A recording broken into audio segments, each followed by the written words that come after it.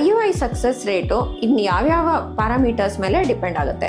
So ಇದರಲ್ಲಿ protocol, ನಾವು ಯಾವ ರೀತಿಯ ಪ್ರೋಟೋಕಾಲ್ ಸ್ಟಿಮ್ಯುಲೇಷನ್ಗೆ ಉಪಯೋಗಿಸ್ತೀವಿ ಅನ್ನೋದು ಒಂದು ಇಂಪಾರ್ಟೆಂಟ್ ಫ್ಯಾಕ್ಟರ್. ಎರಡನೇದು, ನಾವು ಟ್ರಿಗರ್ ಇಂಜೆಕ್ಷನ್ ಯಾವ ಟೈಮ್ನಲ್ಲಿ ಕೊಡ್ತೀವಿ ಮತ್ತು ಯಾವ ಟ್ರಿಗರ್ ಕೊಡ್ತೀವಿ ಅನ್ನೋದು ಕೂಡ ಇದು ಮುಖ್ಯ ಆಗುತ್ತೆ. ಆಮೇಲೆ ನಾವು ಕೊಟ್ಟ ಮೇಲೆ ಅದು ಓವ್ಯುಲೇಷನ್ ಆಗ್ತಾ ಇದೆಯೋ ಇಲ್ವೋ ಅನ್ನೋದು ಕೂಡ ಮುಖ್ಯ ಆಗುತ್ತೆ. ಸೊ ಅದ್ರ ಜೊತೆನಲ್ಲಿ ಆ ಸ್ಪರ್ಮ್ ಫ್ಯಾಕ್ಟರ್ಸು ಯಾವ ರೀತಿಯಾಗಿದೆ ಅನ್ನೋದು ತುಂಬಾ ಇಂಪಾರ್ಟೆಂಟು IUI ಮಾಡುವಾಗ.